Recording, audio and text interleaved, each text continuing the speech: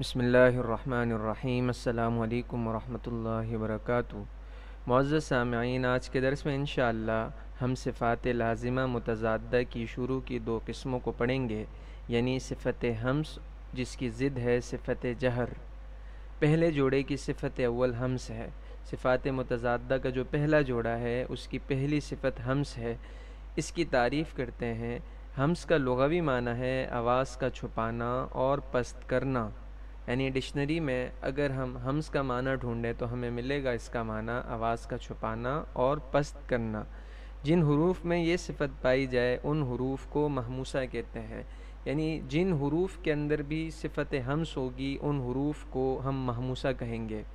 اس صفت کا مطلب یہ ہے کہ ان حروف کے ادا کرنے کے وقت آواز مخرج میں ایسے ضعف کے ساتھ ٹھہرے کہ سانس جاری رہ سکے اور آواز میں ایک قسم کی پستی ہو۔ دیکھیں، یہ صفت ہمس کی دو خصوصیتیں ہیں جن کی بنا پر صفت ہمس صفت جہر سے الگ اور ممتاز ہوتی ہے۔ پہلی خصوصیت یہ ہے کہ آواز مخرج میں ضعف کے ساتھ ٹھہرتی ہے، جس کا نتیجہ یہ نکلتا ہے کہ سانس جاری رہ سکتی ہے، اور دوسری خصوصیت اس میں یہ ہے کہ آواز میں ایک قسم کی پستی ہوتی ہے۔ یہ دو خصوصیتیں ہیں جن کی وجہ سے صفت ہمس صفت جہر سے الگ ہوتی ہے۔ اچھا، جن حروف میں صفت ہمس پائی جاتی ہے ان حروف کی تعداد 10 ہے۔ آسانی کے لیے ان کو اس جملے میں جمع کر دیا ہے تاکہ ان 10 حروف کا یاد کرنا آسان ہو۔ یہ مجموعہ ہے فحثہ شخص سکت۔ ان میں دیکھیں فا، ہا، ثا، ہا، شین، خا، صاد اور سین، کاف، تا، یہ کل 10 حروف ہیں۔ یہ صفت ہمس کے 10 حروف ہیں، یعنی یہ حروف جو ہیں وہ حروف محموسہ کہلائیں گے۔ اس جملے کا مطلب یہ ہے پس ترغیب دی اس کو اس شخص نے جو خاموش ہوا۔ یہ کلمات یعنی فحثہ شخص سکتا جو حروف محموسہ ہیں، ایک عرب بادشاہ کی مجلس میں عرب کے ایک فصیح شخص نے کہے ہیں، جس کا قصہ یہ ہے کہ ایک شخص بادشاہ کی مجلس میں بیہودہ اور فحش کلام کر رہا تھا، جبکہ دوسری جانب ایک آدمی نہایت مؤدب اور خاموش بیٹھا ہوا تھا۔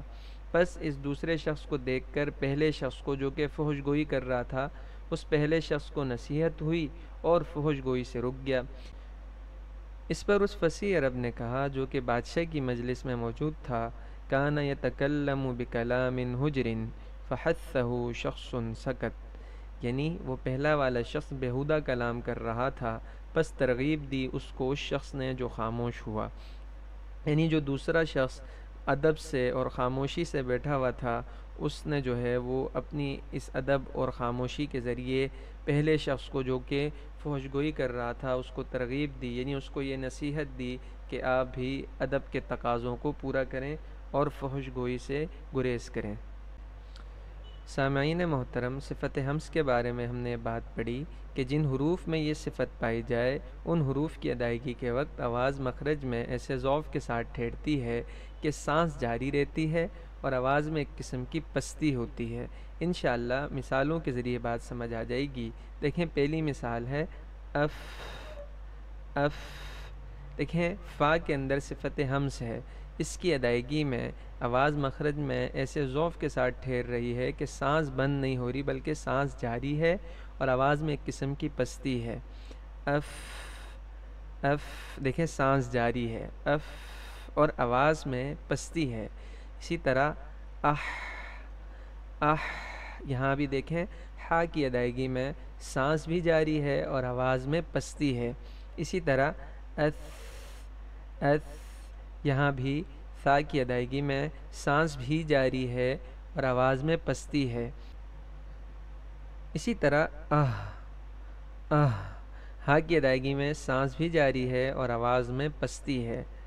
اش، اش۔ شین کی ادائیگی میں بھی سانس جاری ہے اور آواز میں پستی ہے۔ اخ، اخ۔ خا کی ادائیگی میں بھی سانس جاری ہے اور آواز میں پستی ہے۔ اص، اص۔ صاد کی ادائیگی میں بھی سانس جاری ہے اور آواز میں پستی ہے۔ اور اس، اس۔ سین کی ادائیگی میں بھی آپ محسوس کریں گے کہ سانس جاری ہے اور آواز میں پستی ہے۔ دیکھیں، آپ خود انشاءاللہ یہ پڑھیں گے تو آپ کو یہ چیز سمجھ آ جائے گی کہ ان حروف کی ادائیگی کے وقت آواز مخرج میں ایسے ذوف کے ساتھ ٹھہرتی ہے کہ سانس جاری رہتی ہے اور آواز میں پستی ہوتی ہے۔ صفت ہمس کے آخر کے 2 حروف ہیں کاف اور تا۔ یہ 2 حروف جو ہیں یہ باقی 8 حروف سے مختلف ہیں، یعنی ان باقی 8 حروف میں تو آپ نے دیکھا کہ ان کی ادائیگی کے وقت سانس جاری رہتی ہے، لیکن ان 2 حروف کی ادائیگی کے وقت سانس بند ہو جاتی ہے۔ جیسے دیکھیں اک، اک، اسی طرح ات، ات، دونوں کی ادائیگی میں سانس بند ہو جاتی ہے۔ تو پھر اس پر اشکال ہو سکتا ہے کہ ان کو پھر حروف محموسہ کیوں کہتے ہیں، حالانکہ ہم نے حروف محموسہ کے بارے میں پڑھا کہ ان حروف کی ادائیگی کے وقت آواز مخرج میں ایسے ذوف کے ساتھ ٹھہرتی ہے کہ سانس جاری رہتی ہے اور آواز میں ایک قسم کی پستی ہوتی ہے۔ تو جب ان حروف کی ادائیگی کے وقت سانس ہی بند ہو رہی ہے تو ان کو حروف محموسہ کی فہرست میں کیوں شمار کیا؟ تو انشاءاللہ اس کا جواب اگلے درس میں آئے گا، چونکہ ان حروف میں یعنی کاف اور تا میں صفت شدت بھی ہے جس کی وجہ سے سانس بند ہو جاتی ہے۔ انشاءاللہ اس کی تفصیل اگلے درس میں آئے گی۔ پہلے جوڑ کی جو دوسری صفت ہے وہ ہے جہر۔ یہ جہر ہمس کی ضد ہے۔ جہر کی تعریف یہ ہے کہ اس کا لغوی معنی ہے زور سے کہنا، آواز کا اونچا اور ظاہر کرنا اور بلند کرنا وغیرہ، یہ ہمس کی ضد ہے۔ ہمس کا لغوی معنی ہم نے پڑھا تھا آواز کا چھپانا، اور اس کا لغوی معنی ہے آواز کا ظاہر کرنا، اونچا کرنا اور بلند کرنا۔ جن حروف میں یہ صفت یعنی صفت جہر پائی جائے ان حروف کو مجہورہ کہتے ہیں۔ مطلب اس صفت کا یہ ہے کہ ان حرفوں کے ادا کرنے کے وقت آواز مخرج میں ایسی قوت کے ساتھ ٹھہرے کہ سانس کا جاری رہنا بند ہو جائے اور آواز میں ایک قسم کی بلندی ہو۔ دیکھیں میں نے صفت ہمس کی وضاحت میں بات بتائی تھی کہ صفت ہمس کی 2 خصوصیتیں ہیں جو اسے صفت جہر سے ممتاز کرتی ہے، یعنی آواز مخرج میں ذوف کے ساتھ ٹھہرے جس کی وجہ سے سانس جاری رہے اور آواز میں ایک قسم کی پستی ہو، جبکہ جہر کے اندر یہ بات ہے کہ آواز مخرج میں قوت کے ساتھ ٹھہرے۔ ہمس میں ذوف کے ساتھ ٹھہرتی ہے جبکہ جہر میں آواز قوت کے ساتھ مخرج میں ٹھہرتی ہے، اور ہمس میں سانس جاری رہتی ہے جبکہ جہر میں سانس کا جاری رہنا بند ہو جاتا ہے، اور ہمس میں آواز میں پستی ہوتی ہے جبکہ جہر میں جو ہے آواز میں ایک قسم کی بلندی ہوتی ہے۔ 10 حروف محموسہ کے سوا باقی سارے حروف جو ہیں وہ مجہورہ ہیں، یعنی 29 حروف میں سے 10 حروف محموسہ ہیں جبکہ 19 حروف جو ہیں وہ مجہورہ ہیں۔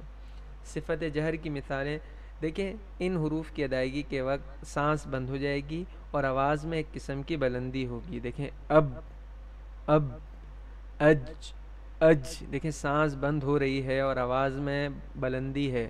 اد، اد، اذ، اذ، اور، از، از، اص، اص، اض، اض، اط، اط، اض، اض، اع، اع، اغ، اغ، اق، اق، ال، ال، ام، ام، ان، ان، او، او، اَ، اَ، ای، ای۔